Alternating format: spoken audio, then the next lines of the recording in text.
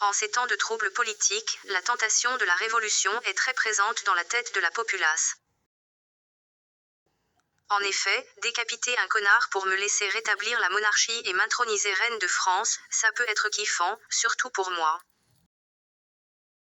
Mais outre ces bienfaits évidents, il y a aussi la satisfaction de se défaire d'une pratique du pouvoir complètement pourrie. Dès les débuts de la Ve République, il y a eu des présidents qui pétaient la classe. Après Mitterrand, on voyait Chirac se taper des coronas pendant que ses ministres se tapaient la honte. Tout le monde se disait alors qu'on avait atteint un pic et qu'il était impossible de tomber plus bas. L'inverse fut vite prouvé avec l'arrivée de Talonnette et Mimolette, et fut même confirmé avec l'arrivée de Manu le Yankee, celui-ci étant préféré à Manu le Blancos. Manu le Yankee alias Jupiter Ier alias le prince de Perlimpinpin alias le groin de Wall Street alias le baron de la Daronne ou bien juste du con. Il est à juste titre le président le plus détesté de l'histoire de la présidence de la République française.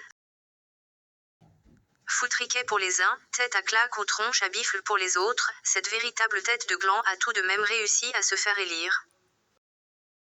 Marine Le Pen n'y était pas étrangère mais cela a suffi pour qu'il se croie légitime.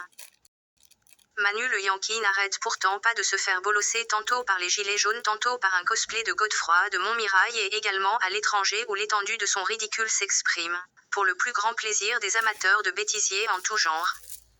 Pourtant, Mimolette était déjà bien gratinée avec son allure de la denrée dans la soupe aux choux.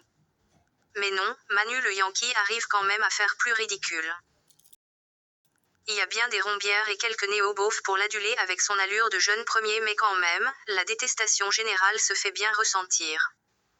Cocaïnomane dépressif à tendance psychopathe, ce tâcheron mal fagoté semble être une proie bien trop facile pour tout révolutionnaire qui se respecte. C'est pourquoi la question suivante est des plus légitimes. Aller couper la tête d'un mec qu'il a déjà perdu depuis longtemps, est-ce que ça en vaut bien le coup ?